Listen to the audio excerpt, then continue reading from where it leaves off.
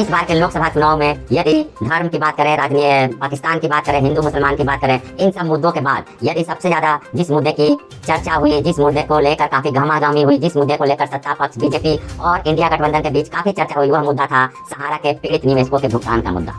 BJP के कई बड़े नेता इस मुद्दे पर घेरे गए, चाहे अमित शाह हो या फिर बात करें दूसरे अन्य नित्यानंद राय की या फिर जेपी नड्डा की, राजनाथ सिंह की। इन लोगों की जहां भी चुनावी सभाएं हुई, हर जगह सहारा पीड़ित बैनर पोस्टर लेकर पहुंच जा रहे थे और अपने भुगतान के संपूर्ण भुगतान की मांग को रख रहे थे। बहुत सारे चुनावी सभाओं में काफी विकट परिस्थिति उत्पन्न हो गई, जिसको देखते हुए गृह मंत्री और सहकारिता मंत्री अमित शाह ने बार बार, चाहे हम लोग बात करें गया की, बात करें सासाराम की, बात करें झांसी की, बात करें कुशीनगर की, बात करें मेरठ की, कई चुनावी सभाओं में जब अमित शाह के सामने सहारा पीड़ितों ने प्रदर्शन किया उनकी चुनावी रैली में, तब उन्हें मजबूरन कहना पड़ा कि सहारा का हम लोग भुगतान करेंगे। यहाँ तक कि कुशीनगर की रैली में उन्होंने अखिलेश यादव पर आरोप लगाया कि सहारा का जो घोटाला था वो अखिलेश यादव के समय का और अखिलेश यादव की पार्टी सहारा के चंदे से चलती थी। तो यहाँ पर तो एक सवाल यह उत्पन्न होता है कि क्या सिर्फ उत्तर प्रदेश में ही सहारा का घोटाला हुआ, क्योंकि अखिलेश यादव की सरकार तो सिर्फ उत्तर प्रदेश में थी। तो इस स्थिति में कहीं ना कहीं अमित शाह सिर्फ चुनावी रैली में वोट लेने के लिए वादे करते दिख रहे हैं, सिर्फ झूठ पर झूठ। साथ ही साथ उन्होंने यह भी कहा कि 3 कंपनियों का रिफंड किया जा रहा है। तो भैया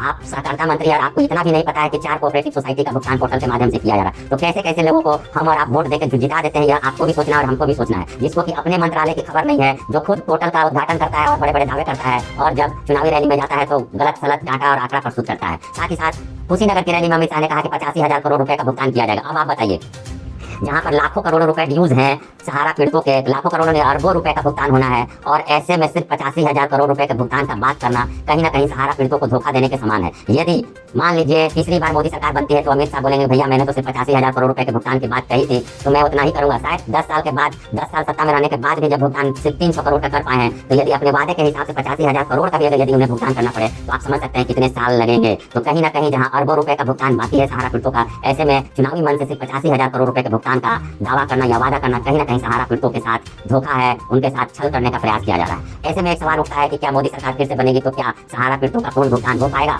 अभी की परिस्थितियों के हिसाब से तो लगता है ऐसा संभव नहीं है, क्योंकि प्रधानमंत्री मोदी जहां भी चुनावी रैली करने जा रहे थे वहां के उस क्षेत्र के जितने भी सहारा पीड़ितों के हित में लड़ने वाले संगठन के लोग हैं, उन लोगों को 1 दिन 2 दिन पहले ही हाउस अरेस्ट कर लिया जा रहा था या थाने में बुलाकर उन्हें बंद कर दिया जा रहा था। तो कहीं ना कहीं सरकार को यह पता था कि सहारा पीड़ित प्रधानमंत्री की रैली में जाकर, जुलूस में जाकर, जनसभा में जाकर अपना मुद्दा उठाएंगे तो प्राइम टाइम मीडिया में यह बात उठेगी, लेकिन उन्हें पहले ही गिरफ्तार कर लिया जा रहा था। जब अब आप सोच सकते हैं कि जब केंद्र सरकार ही पूरी साजिश कर रही है कि सहारा पीड़ितों का भुगतान न किया जाए, तो यदि मोदी जी की सरकार बनती है तो आप समझिए कि आपका भुगतान मिलेगा कि नहीं मिलेगा, आप खुद सोच सकते हैं, समझ सकते हैं। ऐसे में सिर्फ 85,000 करोड़ रुपए के भुगतान का वादा करना भी कहीं ना कहीं सहारा पीड़ितों को धोखा देने के समान है। अब हम लोग आते हैं दूसरे मुद्दे पर। दूसरा मुद्दा यह है कि सहारा रिफंड पोर्टल पूरी तरह से फेल हो चुका है। 99% लोगों के क्लेम को रिजेक्ट किया जा रहा है। डिफिशिएंसी के रोज नए नए बहाने बन आ रहे हैं, कुछ ना कुछ डिफिशिएंसी का रीजन देके क्लेम को रिजेक्ट कर दिया जा रहा है। 5 लाख तक के आवेदन तो स्वीकार नहीं किए जा रहे पोर्टल से। पोर्टल चल नहीं रहा है, पोर्टल पूरी तरह से ठप है। 10 बार कोशिश कीजिएगा तो शायद 1 बार चलेगा, वो भी जब अपलोड करने जाइएगा तो फेल हो जाता है। इस तरह से पोर्टल की प्रक्रिया पूरी तरह से फेल हो चुकी है या साबित हो चुका है। लेकिन सुप्रीम कोर्ट भी एक तरफ सरकार की पीठ थपथपा रहा है तो दूसरी तरफ अमित शाह डटे हुए हैं कि हम पोर्टल से ही भुगतान करेंगे। अब ऐसे में सवाल उठता है कि जब आप 1 साल में 99% लोगों के क्लेम को रिजेक्ट कर चुके हैं तो क्या आने वाले दिनों में पोर्टल से भुगतान संभव है? इसका जवाब है नहीं, संभव नहीं है, क्योंकि आप डिफिशिएंसी के मामले में इतने उलझे हुए हैं कि आम निवेशक के पास बॉन्ड होने के बावजूद आप उसका भुगतान नहीं कर रहे हैं। कहीं ना कहीं आपके मन में बेईमानी है, कहीं ना कहीं आपके मन में चोर है। एक तरफ तो आप सहारा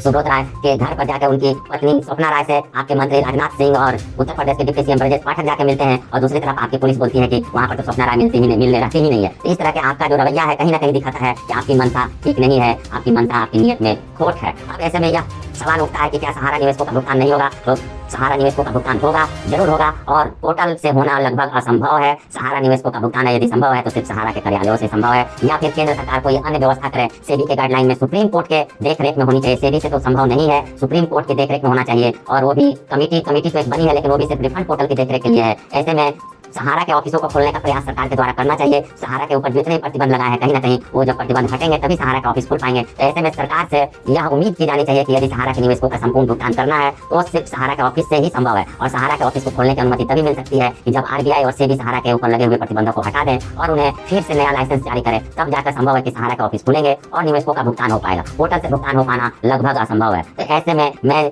अभी की सरकार या फिर जो 4 जून के बाद सरकार बनेगी उस सरकार से मैं निवेदन करना चाहता हूं कि सभी सहारा पीड़ितों का यही मांग है कि सहारा के निवेशकों का भुगतान सहारा के ऑफिस से किया जाए। सरकार को इस दिशा में प्रयास करना चाहिए कि सहारा के ऑफिस खोले जाए, सहारा को फिर से लाइसेंस दिया जाए, तभी यह संभव है। बिना सरकारी सहायता के सहारा का ऑफिस खोलना कहीं ना कहीं असंभव है। तो जब तक सरकार नहीं चाहेगी तब तक सहारा का ऑफिस नहीं खुलेंगे। पोर्टल से पेमेंट होना पूरी तरह से असंभव है।